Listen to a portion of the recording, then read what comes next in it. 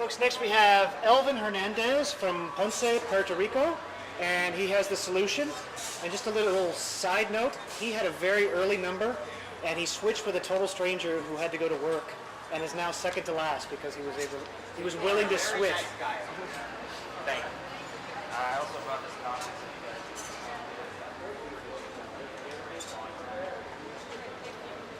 Basically, my idea is called the solution.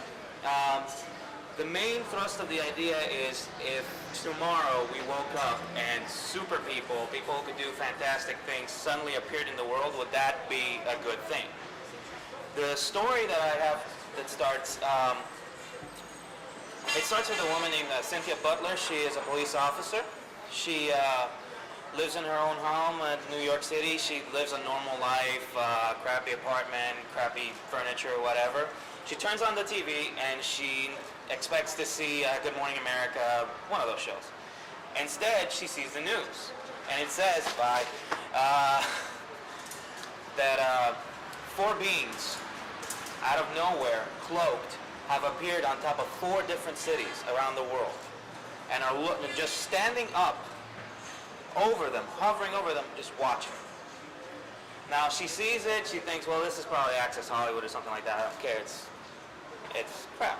So she leaves, but keeps looking up. As she keeps on going on with her day, people can't stop talking about this. Are there really people out there? What does that mean? Are they gods? Is it the 4 horsemen of the apocalypse? Are they superheroes? I mean, it's basically not a world where anything fantastic ever happened. She is then pulled off, because she's a police officer, to do her duty, and there's a hit and run that escapes off into the road, and she has to follow it. And as she's pursuing it, one of the beings on top of the earth flinches and acts, stopping the car that is going in a hit and run, destroying it, revealing that the car was filled with drugs. Through the radio, you also find out that the 3 other beings in other different areas have also acted at the very same time. And I've also done a specific act of violence that's supposed to be justice-wise, but it's very violent. And as they leave each scene, they look at their audience and say, we are the solution, beware. Basically, on the one hand, putting people, telling them we have solved the problem, but at the same time putting everybody in their place. And so basically it's about what humanity has to deal with once they feel replaced. So Cynthia Butler, our main character, how does she become involved in Well, this she was journey? the first person to see them, but also as the story progresses, her story ties into them.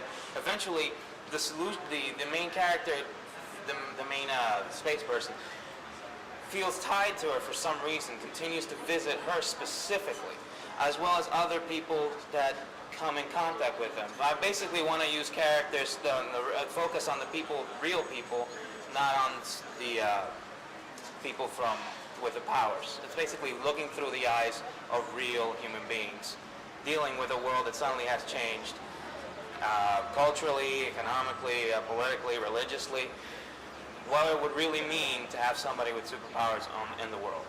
Is the mystery of who they are, or is the main Well, point also one of the things that we're trying to check is exactly what are they the solution to? Yeah. Are they the solution to crime? Are they the solution to injustice? Are they the solution to us? Like a lot of the things in superheroes that I tend to read feel a little 1984 to me, like a little like Big Brother looking down on you, fixing things, but at the same time keeping you in check.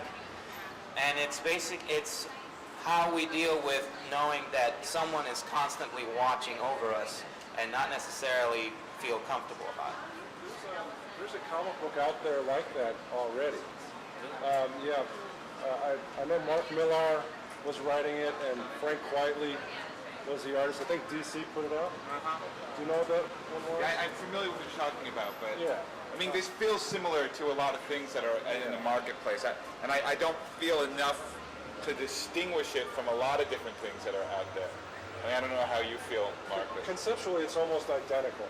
It's basically we've got these superheroes who are supposedly our protectors in our police force, but is that a good or bad thing? And that's essentially what you're saying. Yeah, right. Yeah, and it becomes, at least in the stories that I've read, that it's kind of a double-edged sword. It's a good bad thing. You know, how much power can you let some people have over you? So it's, in that way, it's kind of derivative. I mean, literally, I can't think of the title of the comic now, but it's out there already by a major publisher. And, but DC your Comics. art is really cool. Yeah. And you know, I think you've created an interesting dynamic between, you know, the conflict between, you know, is it a good thing to have the people, you know, these beings that have control that can stop things from happening, and how does that impact our characters? It's like an unfunny Yeah. Team America. Humans don't know that they're they don't know if they're superheroes or not, correct? You don't even know that they're superheroes. One of the reasons I thought about it was, well, the only real reason we tend to trust Superman, for example, is because we, as a reader, know he's Clark Kent. Right. If he just showed up out of nowhere and did stuff, you'd be like, what is this? I would say that if you haven't read those other comics, you're really good at coming up with stories, Yeah. and keep it up. Yeah, you maybe need to streamline it a little bit, and you have a potential for a very dynamic lead character here. You need to flesh her out a bit more, Or go with an entirely different story. You seem like you're a good storyteller. yeah, Yeah, just the stay at idea it. is, yeah, the idea you- is solid. But Did it's, you also? Yeah. Are you also the artist? Yes. You Oh, really? Very good talent. A good Yeah. package. You belong in comics, dude. Yeah. Yep, definitely. Thank you. Thank you.